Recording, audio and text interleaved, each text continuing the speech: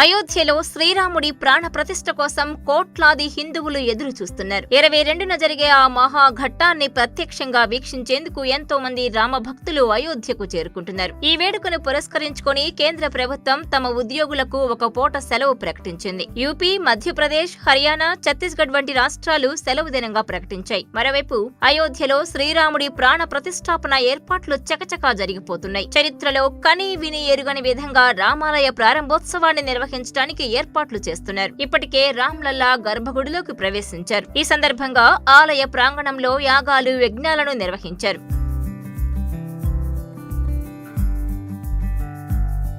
ప్రాణ ప్రతిష్ఠ వేడుకకు 8,000 మంది అతిథులను ఆహ్వానించగా వీరిలో పలువురు పారిశ్రామికవేత్తలు, సినీ రంగ ప్రముఖులు, క్రికెటర్లు ఉన్నారు. కొందరు ప్రైవేట్ జట్లలో, మరికొందరు రెగ్యులర్ విమానాల్లో అయోధ్యకు చేరుకోనున్నారు. అయోధ్య, లక్నో నగరాల్లో వీరు బస చేస్తారు. దాదాపు 100 మేరకు వచ్చే చార్టర్డ్ విమానాల పార్కింగ్ కు చుట్టుపక్కల 4 రాష్ట్రాల్లోని 12 విమానాశ్రయాల్లో ఏర్పాట్లు చేశారు. భద్రతా ఏర్పాట్లలో భాగంగా పలు రకాల దాడులను ఎదుర్కోవడంలో శిక్షణ పొందిన బహుళ దళాలను అయోధ్యకు తరలించారు. ఇటీవలి G20 సదస్సు సందర్భంగా వినియోగించిన ప్రమాదకర పదార్థాల దాడులు ఎదురైతే స్పందించే ప్రత్యేక వాహనాలను అందుబాటులో ఉంచారు. అలాగే సరయూ నది తీరంలో గజ ఈతగాళ్ల దళాలను నియమించారు.